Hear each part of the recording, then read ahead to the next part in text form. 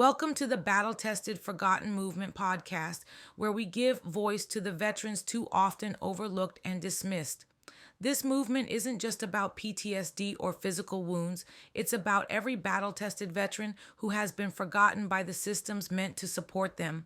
Today, we're diving deep into a subject that hits close to home for many women veterans: the struggles with the Department of Veterans Affairs, specifically the denial, delay, and dismissal of care and benefits.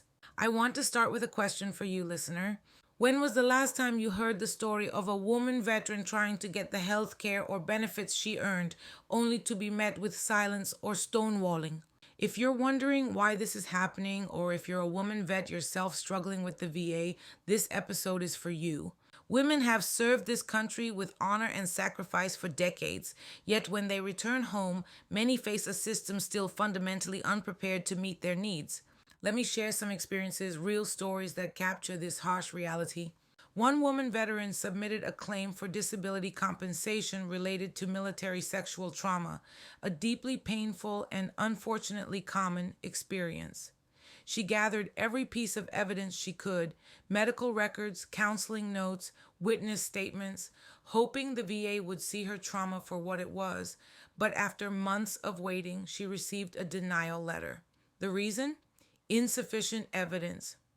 Imagine the pain of not only living through trauma, but having the very institution you trusted tell you it's not enough to prove your reality.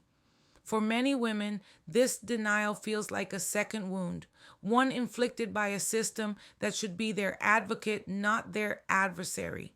And it's not just claims denial. Many women veterans struggle to get timely and appropriate health care through the VA. Another veteran waited over 6 months to get a simple gynecological appointment, 6 months during which her condition worsened, affecting her quality of life and her ability to work. When she finally got care, it was in a different state, forcing her to travel hundreds of miles. This is not an isolated case. Many VA facilities remain under-equipped or understaffed when it comes to women's health services. The system was historically built with men in mind, and that legacy still shapes how care is delivered today. Mental health care is a crucial area where delays can have devastating consequences. One woman veteran described how her PTSD claim was repeatedly delayed. Each postponement meant more anxiety, more nightmares, more isolation. Without timely treatment, mental health symptoms can spiral, impacting every part of a veteran's life: relationships, employment, and physical health. Unfortunately, stigma around mental health in the military compounds these challenges. Women often face additional barriers because their trauma may involve sexual assault or harassment, subjects that remain difficult to disclose and process. Why are these issues so pervasive? There are many layers to the problem. Outdated policies. The VA system was designed decades ago, primarily for male combat veterans. It hasn't fully evolved to address the unique needs of women who serve in diverse roles. Bureaucratic red tape, complex paperwork, understaffing, and slow processing times frustrate all veterans, but women vets often fall through the cracks. Lack of trauma-informed care. Military sexual trauma (MST) claims require special care and sensitivity. Mishandling these claims can re-traumatize survivors and discourage them from seeking help. Cultural bias. Women veterans frequently report being questioned about their service or experiencing skepticism around their health concerns.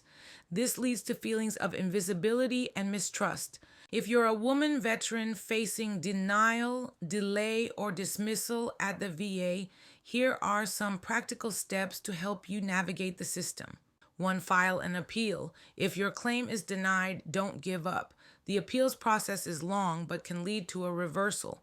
2. Get help from veteran service organizations, VSOs.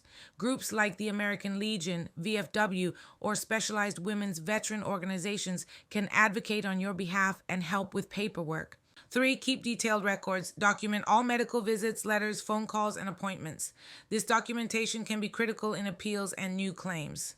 4. Find peer support. Connecting with other women veterans who face similar struggles can provide emotional support and practical advice. 5. Know your rights. Familiarize yourself with VA policies on women's health and MST claims so you can advocate effectively. Before we close, I want to leave you with a powerful affirmation to carry with you through every challenge and every victory.